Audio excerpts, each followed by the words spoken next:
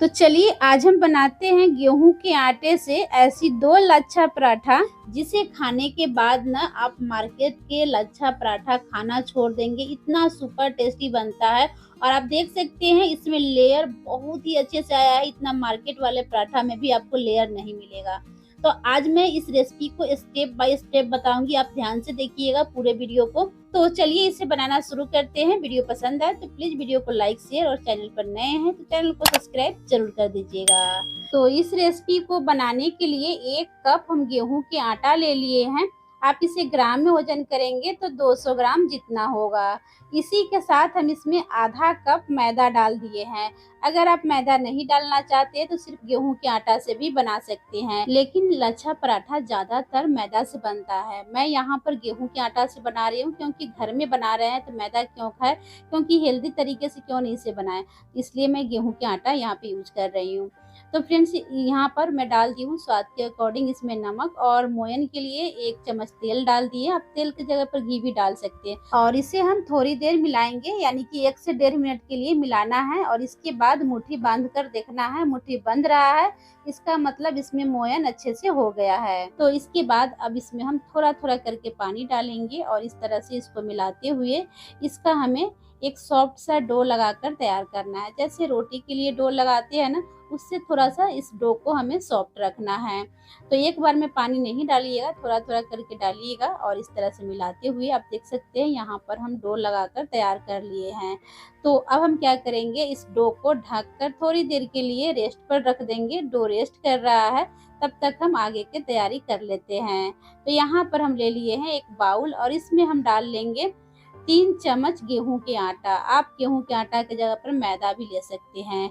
और जितना हम गेहूं के आटा डाले हैं ना, उसका डबल इसमें आपको तेल डालना है। यानी कि 3 चम्मच गेहूं के आटा डाले हैं तो 6 चम्मच जितना इसमें तेल लगेगा। तो यहाँ पर आप तेल की जगह पर घी भी ले सकते हैं। तो थोड़ा थोड़ा करके तेल को डालिएगा, एक बार में नहीं डालना है। और इस तरह से मिलाते हुए इसका हम पतला सा घोल बनाएंगे। ये देखिए इस तरह से घोल की कंसिस्टेंसी होनी चाहिए, पतला सा। तो घोल हमारा तैयार है तो इसको साइड में रखते हैं और यहाँ पर जो डो हम ढक के रखे हैं ना, उसको चेक कर लेंगे। तो ये देखिए डो यहाँ पर हमारा अच्छे से सेट हो गया है। तो इसको हम इस तरह से हाथों से एक बार अच्छे से और मिला लेंगे ताकि बिल्कुल चिकना हो जाएगा। और ये देखिए डो हमारा तैयार हो गया है। तो अब हम इसमें से एक मीडियम साइज के लोई तोड़ेंगे और इस लोई को हथेली पर रखकर घुमाते हुए इसको हम पेड़ा के शेप दे देंगे। तो लोई यहाँ पर हम मीडियम ही बनाए हैं, जितना बड़ा रोटी के लिए लोई लेते हैं। तो अब हम इस लोई को एक चकले के ऊपर रखेंगे और इसके ऊपर थोड़ा सा सूखा आटा लगा लेंगे। सूखा आटा लगाने से बहुत ही अच्छे से बेल जाएगा, चकले या बेलन में नहीं चिपकेगा। तो जैसे नॉर्मल हम रोटी बेलते हैं ना, बिल्कुल उसी तरह से बेल लेना है। और यहाँ पर इसका साइज हमें नॉर्मल रोटी के जितना ही रखना है और थिकनेस भी हमें नॉर्मल रोटी के जितना ही रखना है। तो यहाँ पर आप देख सकते हैं एक रोटी हम बेलकर तैयार कर लिए हैं। तो अब हम इसके ऊपर डालेंगे थोड़ा सा बारीक कटा हुआ गार्लिक, क्योंकि यहाँ पर हम गार्लिक लच्छा पराठा बना रहे हैं। तो थोड़ा सा गार्लिक डाल दिए हैं इसके ऊपर। और अगर आप गार्लिक नहीं खाना पसंद करते हैं तो बिना गार्लिक के भी इसे बना सकते हैं। तो अब हम इसके ऊपर थोड़ा सा बारीक कटा हुआ धनिया पत्ता डाल देंगे और साथ में ही थोड़ा सा चिली फ्लेक्स डाल देंगे। इससे हमारा जो पराठा इसका टेस्ट बहुत ही अच्छा आएगा। और इसके बाद इसके ऊपर हम हल्के हाथे बेलन चलाएंगे। बेलन को दबाते हुए नहीं चलाइएगा, हल्के हाथे चलाना है ताकि इसके ऊपर हम गार्लिक, चिली फ्लेक्स और धनिया पत्ता जो डाले हैं ना, अच्छे से चिपक जाएगा। इसके बाद यहाँ पर जो हम घोल बनाए थे ना आटा और तेल का, उसमें से 2 चम्मच घोल इस रोटी के ऊपर रखेंगे और इसको अच्छे से इस रोटी के ऊपर फैला लेंगे। इस घोल को लगाने से हमारे इस पराठे में बहुत ही अच्छा लेयर आएगा। तो इसे आप जरूर लगाइएगा, तभी आपके पराठे में अच्छा लेयर आएगा। तो यहाँ पर पूरे रोटी के ऊपर अच्छे से घोल लगा दिए हैं। और अब हम यहाँ पर एक चाकू लेंगे और इस चाकू के मदद से इस रोटी के बीच में हमें कट लगाना है। तो यहाँ पर आपको ध्यान देना है, रोटी को दोनों किनारे को छोड़कर, यानी कि इसके किनारे को कट नहीं करना है, सिर्फ रोटी के बीच में कट लगाना है। और ज्यादा दूरी पर कट नहीं लगाना है, थोड़ी थोड़ी दूर पर ही कट लगाना है, यानी कि आधे इंच से कम दूरी पर ही इसे हम कट लगाएंगे। तो इस तरह से कट लगाने के बाद अब हम यहाँ पर इसको रोटी को घुमाएंगे और इस तरह से इसको हम रोल कर लेंगे। तो यहाँ पर इस तरह से इसको इकट्ठा करके हमें एक जगह पे ले आना है। रोटी के दोनों किनारे को इस तरह से पकड़ के आप रोल कीजिएगा। तो यहाँ पर ये देखिए इसको एक जगह इकट्ठा करके ले आए हैं। तो अब इसको हम इस तरह से इसके दोनों किनारे को पकड़ के रोल करेंगे। इस तरह से इसे रोल करने से ये रोल लंबा भी होगा और टाइट भी हो जाएगा। इसके बाद अब हम इसको इस तरह से घुमाते हुए जलेबी के शेप में रोल करेंगे और इसके जो लास्ट वाला पार्ट है ना उसको नीचे ले जाकर इस तरह से दबा देंगे और अब इसको हम बेल लेंगे। तो यहाँ पर इसके ऊपर बेलन चलाएंगे, हल्के हाथे दबाते हुए नहीं चलाइएगा। तो इस तरह से इसको हल्के हाथे बेलन चलाते हुए इसको हम बेल लेंगे। तो इसका थिकनेस हमें ज़्यादा पतला नहीं करना है, यानी कि नॉर्मल रोटी की तरह नहीं रखना है, थोड़ा सा मोटा ही रखेंगे। तो ये देखिए यहाँ पर इसको हम इस तरह से बेल कर तैयार कर लिए हैं। और तो चलिए अब इसको मैं उठाकर आपको दिखाती हूँ। ये देखिए, है ना। तो इस तरह से इसको बेलने के बाद अब हम आ गए हैं लेकर इसे सेकने के प्रोसेस में। तो गैस पर रखे हैं एक तावा और तावा को हल्का गर्म होते ही इसमें हम पराठा को डाल दिए हैं। गैस की फ्लेम यहाँ पर मीडियम टू लो रखिएगा, हाई नहीं रखिएगा। थोड़ी देर बाद पराठा को पलट लेंगे और इसके ऊपर इस तरह से तेल या घी अच्छे से लगा देंगे और फिर से हम इसको पलट कर दूसरे साइड भी इसके तेल या घी लगा लेंगे। तो यहाँ पर ज़्यादा तेल घी के यूज नहीं करना है, बस इसके ऊपर थोड़ा सा तेल या घी लगा देना है। गैस की फ्लेम ध्यान रखना है, मीडियम रखना है, नहीं तो ये जल जाएगा और अच्छे से नहीं सेकेगा। और मीडियम फ्लेम पर अलटते पलटते हुए दोनों साइड अच्छे से गोल्डन कलर आने तक सेक लेंगे। तो ये देखिए इसमें बहुत ही प्यारा सा गोल्डन कलर आ गया है।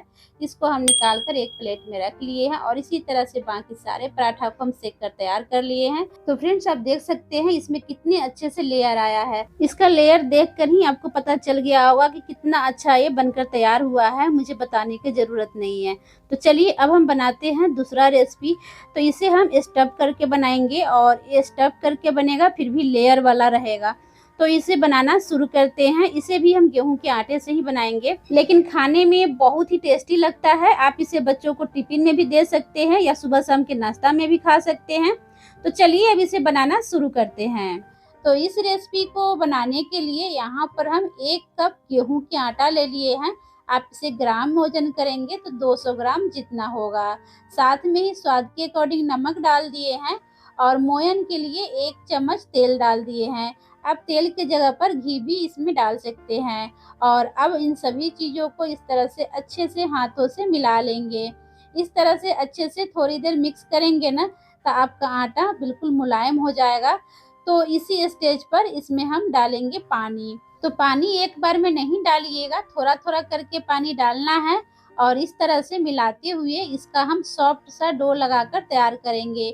डो यहाँ पर बिल्कुल सॉफ्ट नहीं लगाना है, नहीं ज़्यादा टाइट लगाना है। जैसे नॉर्मल रोटी के लिए हम डो लगाते हैं ना, बिल्कुल उसी तरह से डो लगाकर तैयार कर लेना है। तो ये देखिए डो हमारा यहाँ पर तैयार हो गया है। तो अब हम क्या करेंगे, इस डो को थोड़ी देर के लिए ढक कर रेस्ट पर रख देंगे। डो रेस्ट कर रहा है तब तक हम आगे के तैयारी कर लेते हैं। तो यहाँ पर हम ले लिए हैं 3 मीडियम साइज के उबला हुआ आलू। आलू को ठंडा होने के बाद इसका छिलका निकाल लिए थे और अब इस आलू को हम एक मैशर के मदद से मैश कर लेंगे। आप चाहे तो इसे फोर्क के मदद से भी मैश कर सकते हैं या आप चाहे तो इसे कद्दूकस करके भी ले सकते हैं, लेकिन ध्यान रखना है आलू के बड़ा टुकड़ा नहीं होना चाहिए। अच्छे से इसको मैश कर लीजिएगा। तो ये देखिए आलू को यहाँ पर हम मैश कर लिए हैं। तो अब हम इसी स्टेज पर इसमें डालेंगे 1 मीडियम साइज के बारीक कटा हुआ प्याज और साथ में ही हम इसमें डालेंगे 2 बारीक कटा हुआ हरा मिर्च। हरा मिर्च आप अपने तीखा के अकॉर्डिंग कम या ज़्यादा कर सकते हैं। साथ में ही हम इसमें डाल दिए थोड़ा सा बारीक कटा हुआ फ्रेश धनिया पत्ता और इसी के साथ हम इसमें डाल दिए है 1/4 छोटा चम्मच जीरा पाउडर, 1/4 छोटा चम्मच लाल मिर्च पाउडर और आधा छोटा चम्मच चाट मसाला। चाट मसाला नहीं है तो इसके जगह पर आमचूर पाउडर या आधा छोटा चम्मच नींबू के जूस डाल लीजिएगा। और इसी के साथ हम इसमें डाल दिए हैं आधा छोटा चम्मच गरम मसाला और कलर के लिए 2 चुटकी हल्दी पाउडर डाल दिए हैं। स्वाद के अनुसार नमक ऐड कर दिए हैं। तो नमक हम पहले भी आटा में डाले हुए हैं तो उसी के अकॉर्डिंग आप इसमें नमक डालिएगा। और अब हम इन सभी चीज़ों को इस तरह से अच्छे से मिक्स करेंगे ताकि मसाला आलू के साथ अच्छे से मिक्स हो जाएगा तो इसका टेस्ट और भी अच्छा आएगा। तो यहाँ पर ना इसे आप चाहे तो हाथों से भी मिला सकते हैं, लेकिन अच्छे से आलू के साथ मसाला मिक्स होना चाहिए। और हाँ, अगर आप प्याज नहीं खाते हैं तो प्याज को हटा सकते हैं, बिना प्याज के भी इसे बना सकते हैं। तो ये देखिए यहाँ पर इसको अच्छे से मिक्स कर लिए हैं और ये चटपटा सा आलू के स्टफिंग बनकर तैयार हो गया है। तो चलिए अब इस स्टफिंग को हम साइड में रखते हैं और यहाँ पर जो डो हम रखे थे ना रेस्ट पर, उसको चेक कर लेते हैं। तो डो को ढक्कन हटा लेंगे और ये देखिए यहाँ पर डो हमारा अच्छे से सेट हो गया है। तो अब हम इस डो को इस तरह से हाथों से एक बार अच्छे से मिला लेंगे और ये लीजिए डो हमारा तैयार हो गया है। तो अब हम इसमें से एक मीडियम साइज के लोई तोड़ेंगे। जितना बड़ा रोटी के लिए लोई लेते हैं ना, उससे थोड़ा बड़ा लोई लेंगे और इसको हथेली पर रख के घुमाते हुए इस तरह से पेड़ा के शेप देंगे। और अब इस लोई को हम एक चकले के ऊपर रखेंगे और इसके ऊपर थोड़ा सा सूखा आटा लगा लेंगे। सूखा आटा लगाने से चकला और बेलन में नहीं चिपकेगा और अच्छे से बेल जाएगा। तो जैसे हम नॉर्मल रोटी बेलते हैं ना, उसी तरह से इसको बेल लेंगे। तो यहाँ पर लोई थोड़ा बड़ा लिए हैं, तो नॉर्मल रोटी से इसका साइज बड़ा रहेगा और थिकनेस भी उससे थोड़ा सा मोटा रहेगा। तो ये देखिए यहाँ पर एक रोटी हम बड़े साइज के बेल लिए हैं और अब हम इस रोटी के ऊपर थोड़ा सा तेल डालेंगे, आधा छोटा चम्मच जितना, और अच्छे से तेल को रोटी के ऊपर लगा लेंगे। और इसके बाद रोटी के ऊपर थोड़ा सा सूखा आटा डालेंगे और इस तरह से हाथों से मिला लेंगे। तो ये वाला प्रोसेस जरूर कीजिएगा, इससे बहुत ही अच्छा लेयर आएगा आपके पराठा में। इसके बाद रोटी को फोल्ड करेंगे और इसके ऊपर थोड़ा सा तेल डालेंगे और इसको मिलाएंगे और इसके ऊपर थोड़ा सा सूखा आटा डालकर अच्छे से लगा लेंगे। और इसे लगाने के बाद अब हम इस साइड से रोटी को उठाएंगे और इस तरह से फोल्ड कर लेंगे। और अब हम रोटी को इधर से उठाएंगे और इस तरह से रोल करेंगे। तो यहाँ पर ना इस रोल को टाइटली कीजिएगा ताकि अच्छे से इसमें लेयर आएगा। और इस तरह से रोल बनाने के बाद अब हम इस रोल को 2 पार्ट में कट कर लेंगे। तो ये देखिए यहाँ पर इसे 2 पार्ट में इस तरह से डिवाइड कर लिए हैं और आपको मैं दिखा रही हूँ, आप देख सकते हैं बहुत ही अच्छा इसमें लेयर आया है। तो अब हम एक लोई को साइड में रखते हैं और एक लोई को चकले के ऊपर रखेंगे और इसको हम थोड़ा सा सूखा आटा डालकर बेल लेंगे। तो यहाँ पर दोनों लोई को हम बेलेंगे। तो पहले एक लोई को बेल लेते हैं। तो यहाँ पर आपको जैसे नॉर्मल रोटी बेलते हैं ना, उसी तरह से इसको बेल लेना है। और हाँ, यहाँ पर इस रोटी को दबाते हुए नहीं बेलिएगा, नहीं तो अच्छा सा लेयर नहीं आएगा। हल्के हाथे इसके ऊपर बेलन चलाना है, यानी कि ज़्यादा दबाना नहीं है। और इसका थिकनेस नॉर्मल रोटी के जितना ही रहेगा। तो ये देखिए यहाँ पर एक रोटी हम बेल लिए हैं और इसका थिकनेस आप देख सकते हैं नॉर्मल रोटी के जितना ही रखे हैं। तो इस रोटी को हम एक प्लेट में रख लिए हैं, इसको साइड में रखते हैं और दूसरा जो लोई था ना, उसको भी हम पहले बेल लेंगे। तो ये देखिए यहाँ पर दोनों रोटी को हम बेल लिए हैं। तो अब यहाँ पर जो स्टफिंग हम बनाए थे ना आलू के, उसमें से 2 चम्मच जितना स्टफिंग इस रोटी के ऊपर डालेंगे और इस तरह से स्टफिंग को अच्छे से पूरे रोटी के ऊपर फैला लेंगे। तो यहाँ पर ना स्टफिंग को पूरे रोटी में अच्छे से फैलाना है ताकि खाने में इसका टेस्ट अच्छा आएगा। इसके बाद दूसरा रोटी को लेंगे और इस स्टफिंग के ऊपर रख लेंगे और इस तरह से इसके किनारे को उंगली की हेल्प से दबाते हुए चिपका देंगे। तो इस तरह से इसको अच्छे से पैक कर लीजिएगा। तो ये देखिए यहाँ पर इसको हम अच्छे से सभी साइड चिपका दिए हैं दबाते हुए उंगली से, और आपको मैं उठाकर दिखा रही हूँ, आप देख सकते हैं। तो इसी तरह से बाकी पराठा भी बना लेंगे। तो अब इसे हम सेकने के प्रोसेस में आ गए हैं। तो यहाँ गैस पर एक तवा रखे हैं, तवा को हल्का गर्म होते ही इसमें इस पराठा को डाल देंगे और गैस की फ्लेम यहाँ पर मीडियम रखेंगे। थोड़ी देर बाद इसको पलट लेंगे और इसके बाद इसके ऊपर हम लगा लेंगे तेल। तो आप तेल की जगह पर घी भी लगा सकते हैं। तो इस तरह से तेल या घी लगाते हुए इसको मीडियम फ्लेम पर सभी साइड अच्छे से सेक लेंगे। जैसे हम नॉर्मल पराठा सेकते हैं ना, उसी तरह से इसको हम मीडियम फ्लेम पर अच्छे से सेक लेंगे। तो ये देखिए इस तरह से हम इस पराठा को सेक लिए हैं। तो इसको हम एक प्लेट में निकाल लेंगे। बहुत ही अच्छा इसमें लेयर आया है, आपको मैं ठंडा होने के बाद दिखाती हूँ। तो इसी तरह से सभी पराठा को बनाकर हम तैयार कर लिए हैं। तो फ्रेंड्स, अगर आपको मेरी रेसिपी अच्छी लगी हो तो प्लीज़ वीडियो को लाइक, शेयर और चैनल पर नए हैं तो चैनल को सब्सक्राइब जरूर कर दीजिएगा। जय हिंद।